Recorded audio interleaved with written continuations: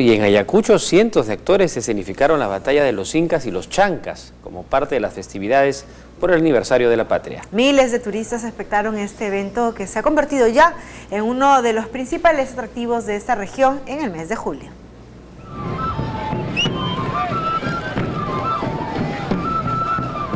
Convirtieron la ciudadela de Vilcashuamán en un campo de batalla. Cientos de actores ayacuchanos escenificaron con gran realismo la legendaria guerra entre los Incas y los Chancas ante la expectativa de miles de turistas que llegaron a esta ciudad con motivo de las fiestas patrias. Esta histórica batalla cuenta cómo el Imperio Inca logra dominar las tierras de sus más grandes rivales, los Chancas.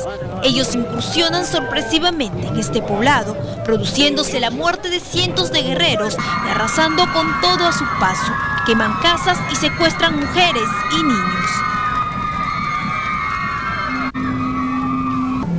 La guerra termina con la victoria de los Incas, quienes con una serie de rituales se coronan como amos y señores de estas tierras. El Inca toma posesión del lugar y en medio de coloridas danzas realiza una serie de ofrendas al dios Sol.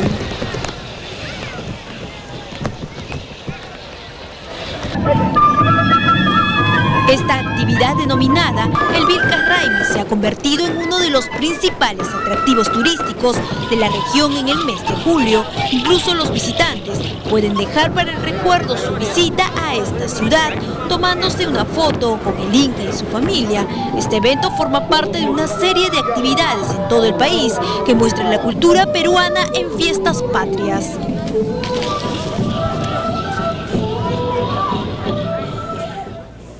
Muy bien, a las 5 de la mañana con 46 minutos, momento de lo que usted está esperando.